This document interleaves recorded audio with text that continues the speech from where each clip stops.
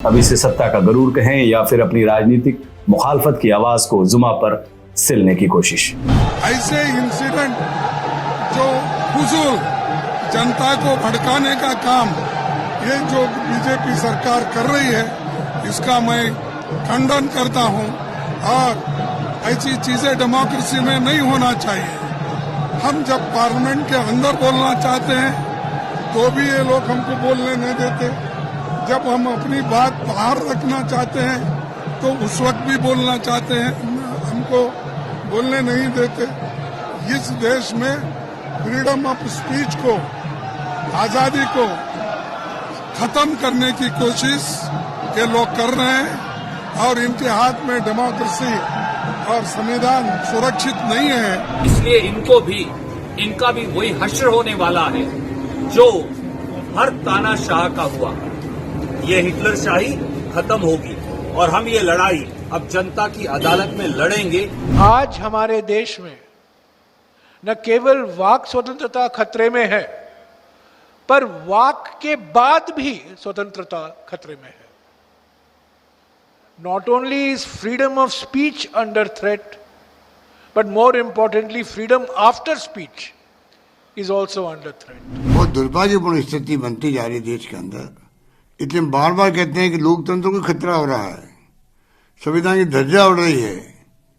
राहुल गांधी जी का मकसद जो था भारत जोड़ो यात्रा क्या था? यही तो था। महंगाई और बेरोजगारी पर ध्यान दिया नहीं जा रहा है, तनाव बढ़ता ही जा रहा है, हिंसा बढ़ती जा रही है। वो प्रेम की बात करते हैं, अहिंसा की बात करते हैं,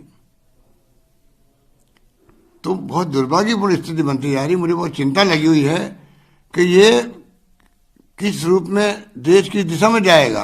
ये बात करते हैं अभिव्यक्ति की आजादी की, ये आपकी अभिव्यक्ति की आजादी की असलियत है।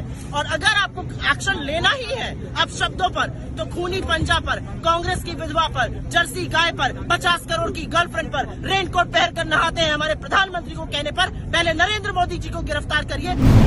अब इस मौके पर मैं आप सबको तारीख के उस ऐतिहासिक लम्हे से रूबरू कराना चाहता हूं जिसकी बदौलत आज हम यानी पूरा देश इस मुकाम पर पहुंचा है। 14-15 अगस्त 1947 की मध्य रात्रि की बेला थी वो। स्वतंत्रता की सुइयां मजबूत कदमों से अपने मंजिल की तरफ बढ़ रही थी। दूसरी तरफ आधुनिक भारत के शिल्पकार, स्वतंत्रता, समानता और बंधुत्व के सबसे बड़े पैरोकार पंडित जवाहरलाल नेहरू नियति से साक्षात्कार कर रहे थे।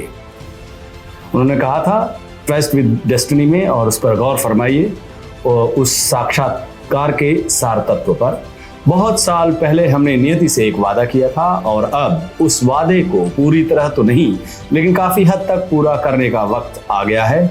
आज जैसे ही घड़ी की सुइयां मध्यरात्रि की घोषणा करेंगी, जब सारी दुनिया सो रही होगी, भारत जीवन और आजादी की करवट के साथ उठेगा। नियति के साथ हिंदुस्तान ने जो वादा किया था उसे पूरा किया। देश आजाद हुआ, गुलामी की बेड़ियां टूट टूट कर बिखर गई, देश के नौनिहाल खुली फिजा में परवाज भरने लगे।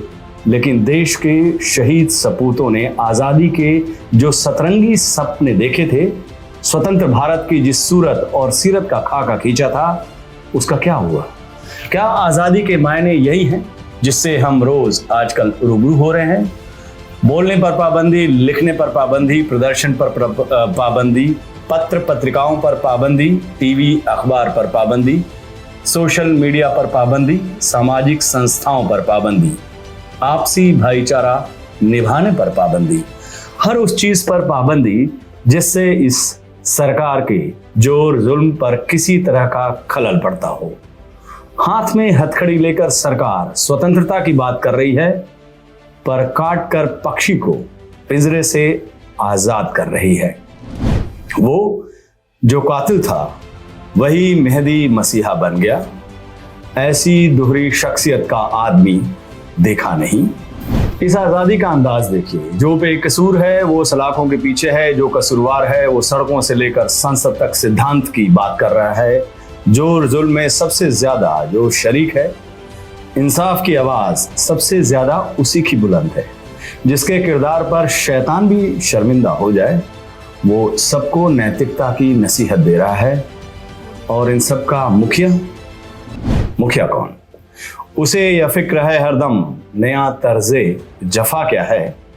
हमें यह शौक है देखें सितम की इंतहा क्या है। सितम की इंतहा अभी आना बाकी है दोस्तों, लेकिन उसका ट्रेलर हम पिछले 8 सालों से देख ही रहे हैं। पिछले 8 सालों में आज़ादी की नई परिभाषा गढ़ दी गई है। इस सरकार ने वो परिभाषा गढ़ी है। आज़ादी के मायने और मतलब अब वो नहीं रह गए जो साल 2014 से पहले थे। आज़ाद आप भी हैं, आपकी तरह आज़ाद आप भी हैं, आपकी तरह तमाम आवाम भी है। लेकिन हम सबको कैसी आज़ादी? बस ऐसे वाक्यों को चुपचाप देखने की आज़ादी। कुर्बतें होते हुए भी फासलों में कैद है, कितनी आज़ादी से हम अपनी हदों में कैद हैं। अपने देश समाज की यही हकीकत है दोस्तों। लेकिन क्या इसके लिए कसूरवार केवल सरकार और उसके जो नुमाइंदे हैं वही हैं? इस सवाल का जवाब तलाशने से पहले आपको एक सवाल, दुनिया का सबसे बड़ा अपराध क्या है, ये सवाल है। और सवाल क्या है, सबसे बड़ा जुर्म क्या है? कत्ल, डाका, लूट, ठगी? नहीं, ये सब तो बाई प्रोडक्ट हैं, मूल अपराध से निकली शाखाएं।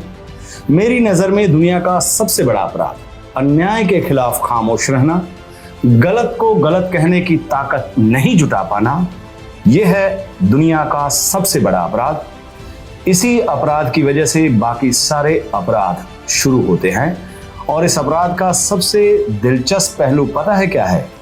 इसकी कोई कानूनी सजा नहीं होती है। कोई भी कोर्ट, कोई भी अदालत आपको इस बात के लिए सजा नहीं सुना सकती है कि आप उस वक्त क्यों खामोश रहे जब एक सरकार जो कि जनता के खिलाफ काम कर रही हो, एक शातिर सियासत जीवी लोकतंत्र की धज्जियां उड़ा रहा है। इस बात के लिए कोई हाई कोर्ट, कोई सुप्रीम कोर्ट आपको सजा नहीं सुना सकता है। लेकिन ऐसा भी नहीं है कि इसकी सजा नहीं मिलती है, मिलती है, खूब मिलती है। और ऐसी मिलती है कि आने वाली पीढ़ी तक उस सजा को सिसक सिसक कर भुगतने के लिए विवश होती है। वो कहा है ना, लम्हों की खता को सदियां भुगतती हैं। आपसे बस एक आग्रह है, स्वतंत्रता के सच के लिए संघर्ष कीजिए, असली आजादी के लिए उद्घोष कीजिए। ये मत सोचिए कि कौन आपके साथ है, कौन अपनी हदों में कैद है। बस आप असली आजादी के लिए अपनी आवाज बुलंद कीजिए, अपनी आवाज को मजबूत कीजिए। नेज़े पर रख कर सिर मेरा और बुलंद कर दुनिया को एक जलता चिराग तो दिखाई दे। नमस्कार।